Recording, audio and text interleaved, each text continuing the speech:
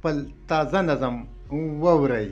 فاروق حسین فاروق. بسم الله الرحمن الرحیم. دا ګرانو کتونکو ته غړومبې دا وایم چې دا نظم ما لیکلی د کراچۍ پاس نو د دې خو ډېر وخت وشو خو هغه وخت د کراچۍ حالات داسې وو. نن سبا کېدای شي چې حالات بدل وي. په هر حال دا ما په هغه وخت کې دلته پاتې کېدم نو ما دا خبرې لیکلي دي خو په دې څوک خفه کېږي نه، کا په کراچۍ کې کا په دوبۍ کې، ځکه د دې د دوبۍ سره هم تقریبا تعلق دی. نو هغه داسې دی چې نه څوک خپل شته نه خپلېږي کراچۍ کې، نه څوک خپل شته نه خپلېږي کراچۍ کې، نه څوک خپل شته نه خپلېږي کراچۍ کې، د پیسو قدر ډېر کېږي کراچۍ کې، څوک د خیر کچکول په غاړه باندې ګرځي، ډېر په خپل دولت نازېږي کراچۍ کې،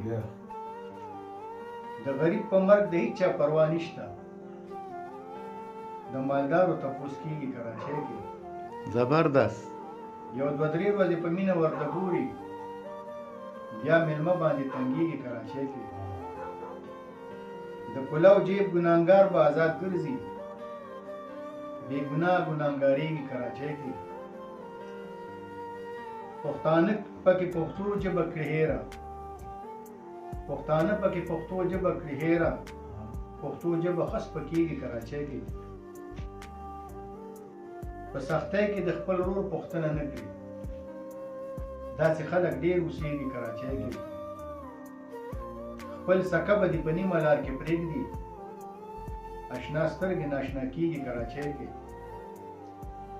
کلي کور کې د سپین ږیرو قدر ډېر وي، کلي کور کې د سپین ږیرو قدر ډېر وي، قدردان بې قدره کېږي کراچۍ کې.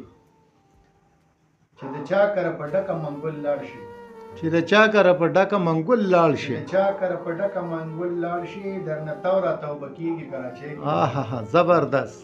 او زه فاروق د غم خادی په موقع جاړم، زه فاروق د غم خادی په موقع جاړم، ما ته خپل وطن یادېږي کراچۍ.